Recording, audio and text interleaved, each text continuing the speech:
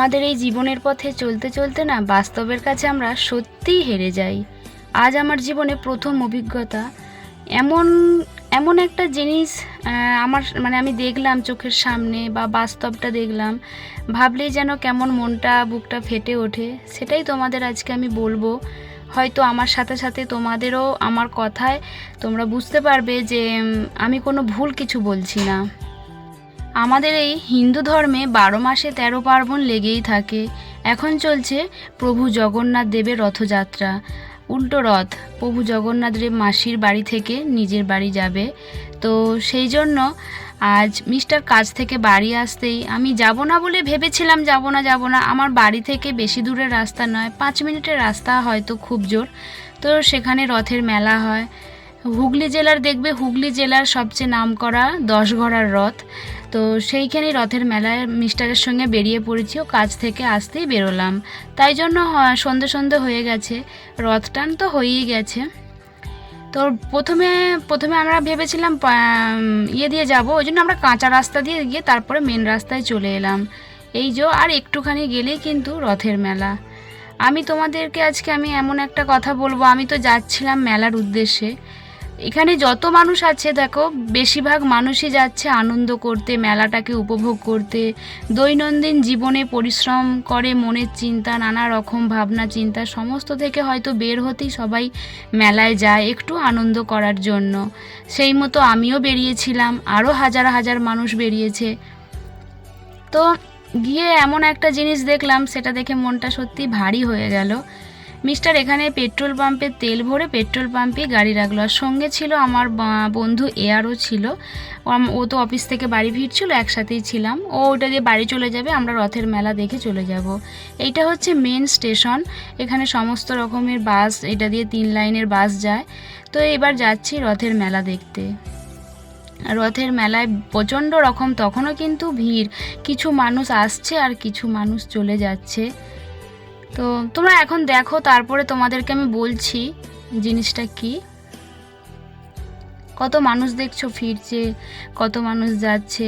আমিও তো যাচ্ছি সেই মেলাটাকেই উপভোগ করার জন্য। এই যে কত মানুষ হাঁটাচলা করছে, ঘোরাফেরা করছে, নিজের মতো দৌড়াতে পারছে। এমনও কিছু ছোট্ট প্রাণ আছে, সে চাইছে ছুটতে কিন্তু ছুটতে পারছে না। সে কষ্ট সত্যি আমি আজ নিজের চোখে দেখেছি। আমি কি বলি তোমাদের, দেখো ভিডিওটা। মেলা মানেই কিন্তু লোকজনের ভিড়, আর রথের মেলা তো সবাই জানো, রথের মেলা ছোট থেকে শুনে আসছি, রথের মেলা। এখানে কত সবাই আনন্দ করার জন্য এসেছে। আর সত্যি বৃষ্টি হয়ে না চারিদিকটা কাদা। আর এখানে কিন্তু লোকজনের জমজমাটি বেশ ভালো, যত রাত বাড়ছিল ভিড় তত বেশি। এই হচ্ছে প্রভু জগন্নাথ দেবের রথ, এখানেই প্রভু জগন্নাথ দেব থাকেন। তো আমরা যখন গেছি তখন রথ শেষ হয়ে গেছিলো, রথ টান হয়ে গেছিলো। আর লোকজনের ভিড় দেখো, প্রচণ্ড পরিমাণে ভিড়। হ্যাঁ, এবার বলি যে এই যে হাজার হাজার মানুষ যে আছে, তারা ধরো কত আনন্দ করার জন্যই তো এখানে গেছে। কিন্তু কিছু মানুষ গেছে, কোনো মা বাবা গেছে তার সন্তানের প্রাণ ফেরাবার জন্য।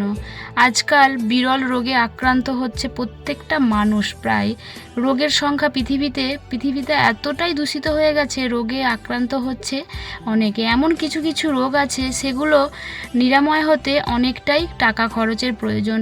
এমন গরিব বাবা মা আছে যাদের ক্ষেত্রে সেই টাকা জোগাড় করা সম্ভবই না।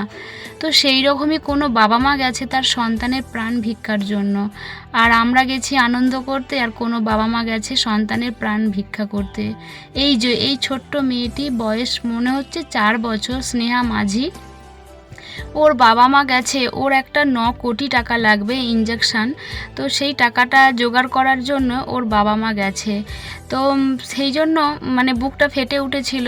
এবার আমার তো সামর্থ্য সেরকম নয়, তবুও আমি কিছু টাকা দিয়েছিলাম। কিন্তু যদি সবটা দিতে পারতাম হয়তো সবটাই ভালো লাগলো। তো তাহলে বুঝতে পারছো, এখানে দেখো কত মানুষের ভিড়, হাজার হাজার মানুষ।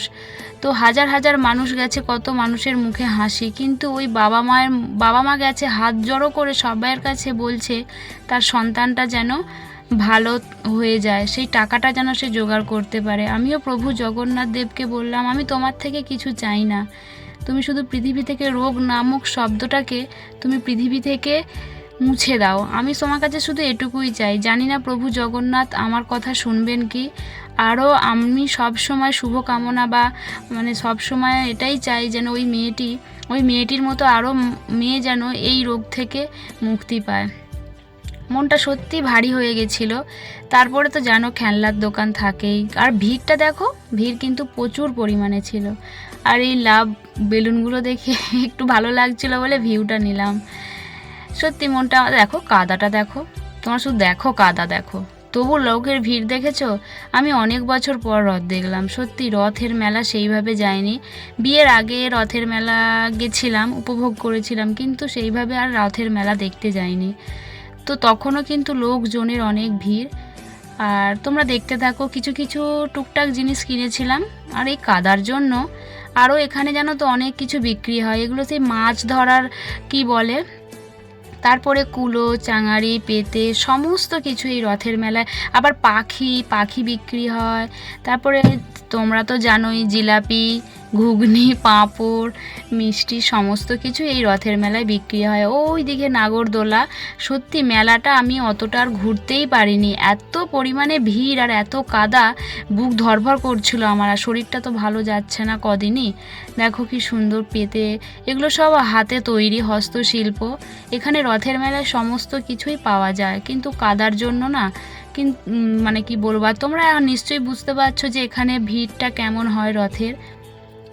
আরও একবার বলি, হুগলি জেলার 10 ঘড়ার রথ, তোমরা দেখবে ইউটিউবে সার্চ করবে।